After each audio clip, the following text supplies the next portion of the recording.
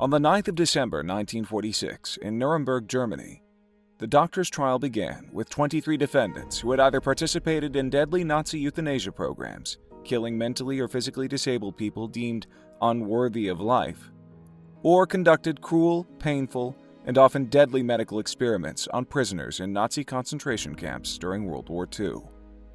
Out of 23 defendants, 22 were men and 1 was a woman.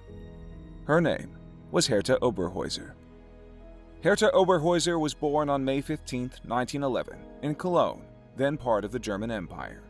Her father was an engineer, and because the family was not wealthy, Herta had to partially finance her studies of medicine in Bonn and Dusseldorf herself.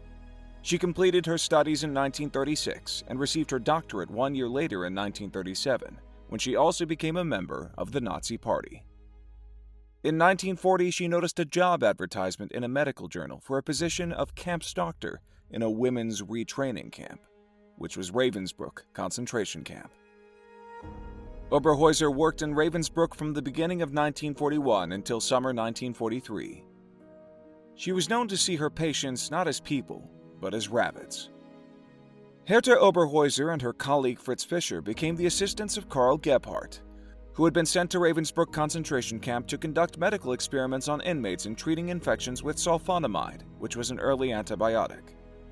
After the assassination attempt on Reinhard Heydrich on May 27, 1942, when Heydrich was attacked and wounded by Czechoslovak paratroopers, Karl Gebhardt refused to treat Heydrich with sulfonamide, and the Nazi architect of the Holocaust contracted an infection and died 8 days afterwards. In Ravensbrück, Gebhardt wanted to prove his method of treating Heydrich had been correct, and sulfonamide was useless in treating the infections. As a result, all three, Oberhäuser, Gebhardt, and Fischer, started to conduct medical experiments on prisoners.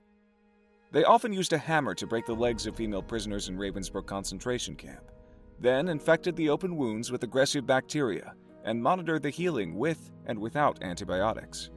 They also experimented with removing and damaging nerves, muscles, and bones in the legs to see if they would regenerate. They even attempted to transplant the limbs from one person to another, believing it could help in treating amputee soldiers.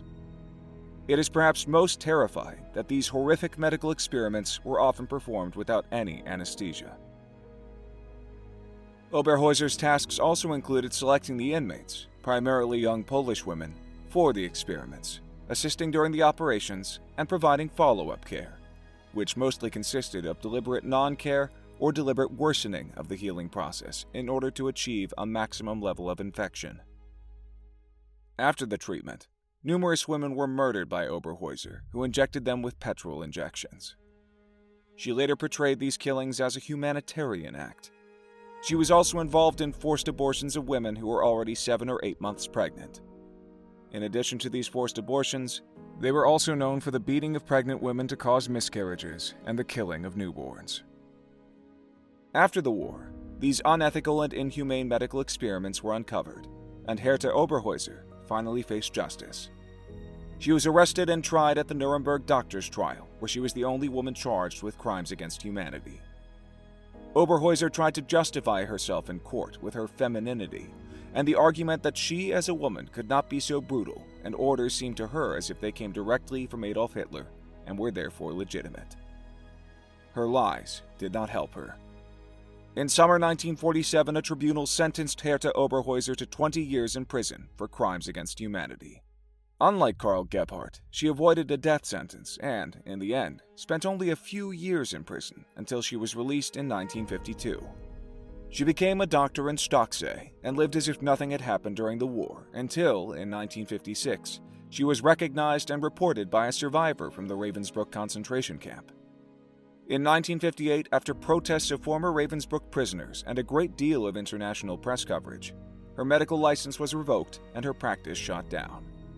She died in January 1978 at the age of 66. There were no tears shed for Herta Oberhäuser. Thanks for watching the World History Channel, and don't miss our next videos. Click the subscribe button now for more interesting clips. Give us a like, and see you in the following episode.